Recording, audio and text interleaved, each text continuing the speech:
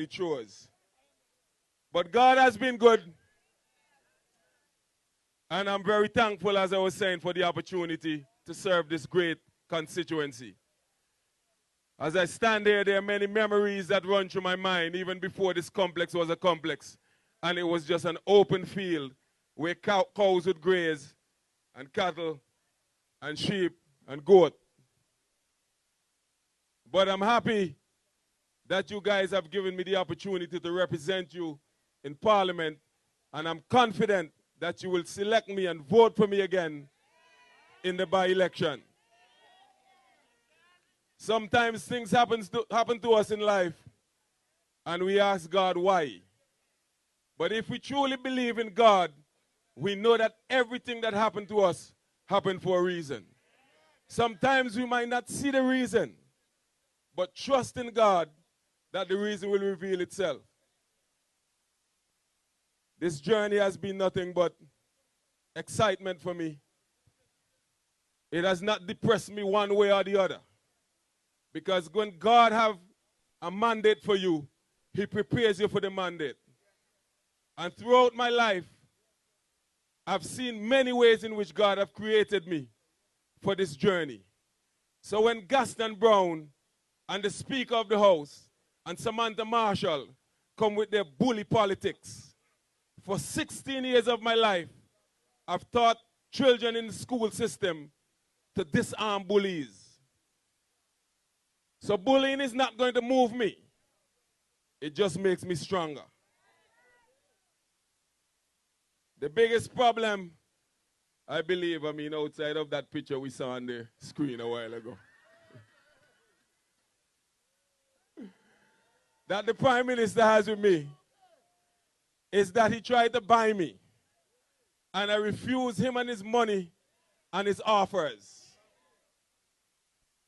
All that glitter is not gold. And at the time when I refused his offers and his monies, I was not even a candidate of the UPP. At the time it looked so bleak, I was like, okay, let me wait until the next election. People, let me tell you this. What is for you in life, you will get. It doesn't matter the trials or the tribulations that you face leading up to whatever you think is yours. Whatever is yours, you have to get.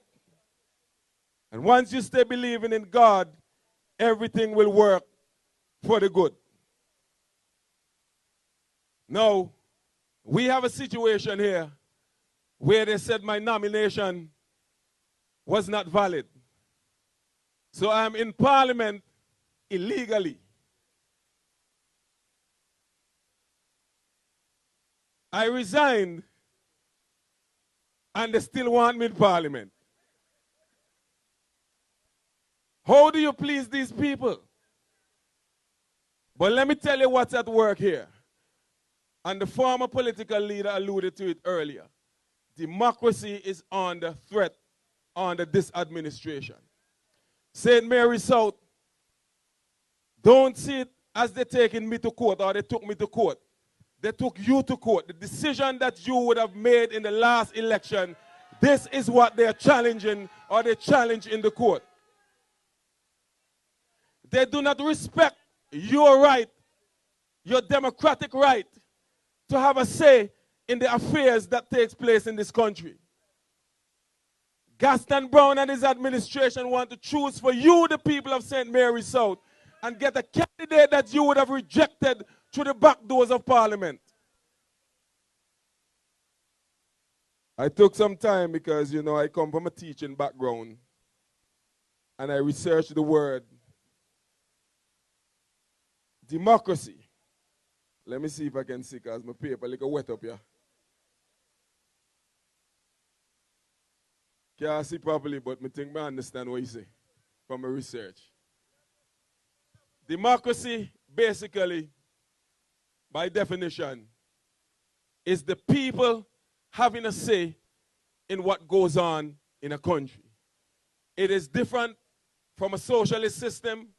It is different from a dictator system. And when you have a prime minister who put information out there, along with the Speaker of the House, to deceive and mislead the public of this nation, we have a problem. We have a big problem. And instead of coming and apologizing, you know, like when you knock a man and thumb and you drop a ground, instead you drop down in and you tell a child to swing. Just go ground in peace. Instead of apologizing and just leave it as that, the Speaker of the House still trying to throw wild thumb. And then you want people to respect the people, they want people to respect them as being honorable. There is no honor in that. The office that they hold, in my estimation, he should be resigning. He should have resigned. He deceived and intentionally set out to deceive the public. And I'm telling you people, if we don't fight in this country, there will not be a future for us, there will not be a future for our children, and there will not be a future for our grandchildren and great-grands. I will be one that will be fighting. And the only thing that they're doing is to enrage me more to fight. So when I get back in Parliament, I'll be spitting fire like a dragon.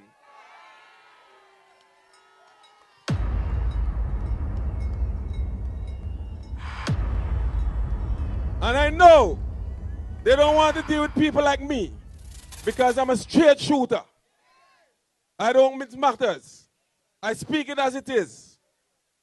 And I'm not afraid of a person that have a high status or money. The truth is the truth. And if they're wrong, they're wrong. It doesn't matter what they would have attained or how far they would have climbed the social ladder.